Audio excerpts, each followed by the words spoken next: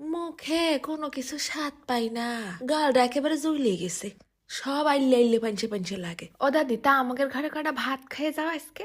পেঁয়াজের কালি ভর্তা করিছি, ভর্তা ভাতি দিয়ে ঠান্ডা সর্দি লাগলে একটু বেশ কয়টা ভাত খাওয়া যায়।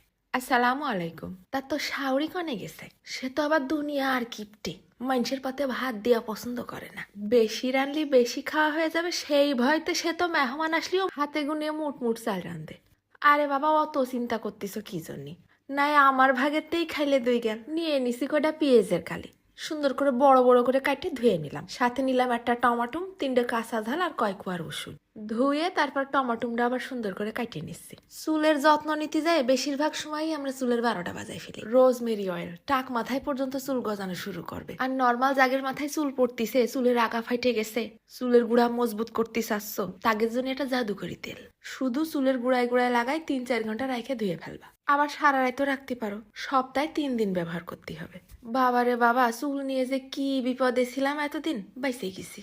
আমারও চুল পড়া অনেকটা কমে গেছে। জাগে জাগে দরকার আমি গ্লোমিস্ট পেস্ট ট্যাগ করে দিবানে, তোমরা জলদি করে যে অর্ডার করে দিয়ে নে। এইবার কড়াইয়ের মধ্যে ফেলাই দিলাম বেশি না, 1 চা চামচের মতন সর্ষের তেল।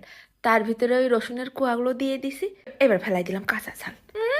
শুধু কাঁচা ঝাল দিলে হয়? ভর্তা খাবা না? একটু শুকনো ঝাল না দিলে রোমান্টিক ফিলটা আসবে কন্তে। এইবার দিয়ে দিছি ওই পেঁয়াজের কালিটুক। তারপর সাথে সাথেই ফেলাই দেবো ওই টমাটম কুচি। চুলোর আঁচটা কিন্তু এখন কমাই দিছি, নাই জায়গায় জায়গায় যাবে না ঠাস করে পুড়ে। এবার দিয়ে দিলাম বেশ কিছুটা কালো জিরে, অল্প একটু কয়দানা মাত্র। তারপর আঙুলের মাথায় করে আবার একটুখানি হলদিও ছিটই দিলাম। এবার নাড়ে চাড়ে সব মিশাই দিয়ে ঢাইকে রেখে দেবো কিছুক্ষণ সিদ্ধ হতে লাগুক। উঠানোর পর দেখলাম সব নরম নরম হয়ে গেছে। এইবার নামাই নিয়ে আর বেশ কিছুক্ষণ মিনিট খানিক আগে ছিটই দিলাম আবার বেশ খানিকটা ধনেপাতা কুচি। ধনেপাতা দেওয়ার পরও কিন্তু বেশ কিছুক্ষণ নেড়ে চেড়ে নিতে হবে না, ধনেপাতাটা একটুখানি নরম হয়ে যাক। এরপর ফেলাই দিলাম শিলপাটার পর, ঘষে ঘষে নিপিস করে বাইটে নেব। মনে করে না যে এখনই ভর্তা করা হয়ে গেছে, এখনো কিন্তু আর এক পর্ব বাকি। ভর্তা করিস, ভর্তার মধ্যে ফেলে এবার অ্যাড করবা না। তারপর আবার কড়াইয়ের মধ্যে আরো 1 চা চামচ সর্ষের তেল ফেলাই দিয়ে 2টো শুকনো ঝাল ফোড়নে দিয়ে দিলাম। আর দিয়ে দিছি অল্প একটুখানি কয়দানা সর্ষে। সুন্দর করে চটর পটর করে ফুটে উঠলি ভর্তাটা এর মধ্যে ঢেলে দেবো। তেলের মধ্যে ভর্তাটা নেড়ে চেড়ে মিশিয়ে নিয়ে উপর দিয়ে ছিটই দিলাম আবার খানিকটা নুন। এই ভর্তাটা 3-4 দিন নর্মাল ফ্রিজে রেখে খেতে পারবানে, স্বাদ ঘিরান কোনোটাই নষ্ট হবে না। ওদা দিয়েই নাও, গরম গরম 1 চামচ ভাত দিচ্ছি আর ভর্তাতে 1 কোনা উঠোই দিচ্ছি।